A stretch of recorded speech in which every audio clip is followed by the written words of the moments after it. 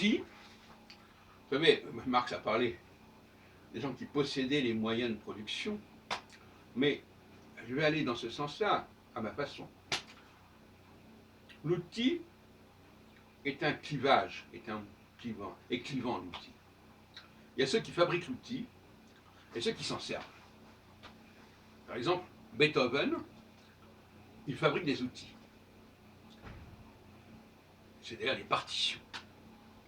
Alors, il fabrique des outils, c'est une façon de parler, mais il s'occupe d'un monde qui est celui de ce qu'on appelle le back-office, on peut parler anglais. C'est-à-dire ce qui est en amont. Tout ce qui va produire l'outil. Depuis la pensée, la conception, la réalisation, etc. Ceux qui fabriquent l'outil, eux, ils ne gagnent pas d'argent. Ils ne gagnent de l'argent que s'ils arrivent à vendre l'outil, à exploiter l'outil. Et parfois, ceux qui exploitent l'outil, par exemple aux éditeurs, les éditeurs sont des gens qui sont l'interface entre le back-office, c'est-à-dire les gens qui créent des choses, et puis les consommateurs. Et ils ont le double rôle de vendre l'outil, d'une manière ou d'une autre, de vendre son utilisation en tout cas, et de reverser un certain nombre de royalties, si on peut dire, en amont. C'est comme ça que ça doit fonctionner. Si je ne reverse pas, en tant qu'éditeur, par exemple, les sommes que j'ai perçues en amont aux auteurs, aux traducteurs, etc., eh bien, le système ne peut plus fonctionner, parce que les gens n'ont pas de quoi vivre. Donc, un auteur, c'est un créateur d'outils,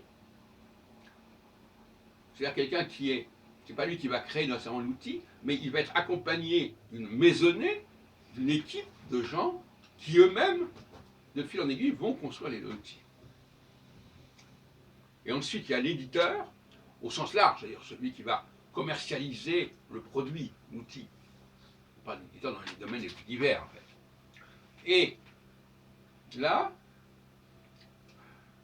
il va y avoir des consommateurs de l'outil qui vont pouvoir non seulement consommer l'outil à usage personnel, mais consommer l'outil à usage professionnel, évidemment. Et c'est pour ça qui est intéressant.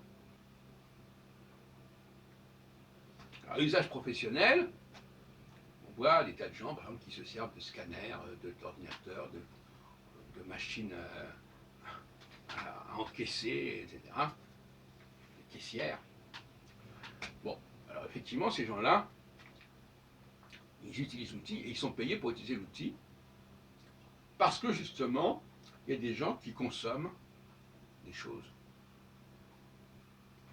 Je ne voudrais pas aller trop loin dans cette direction, je veux simplement montrer toute la problématique, toute la chaîne de production qui existe et la nécessité de respecter cette chaîne de production de alpha à oméga.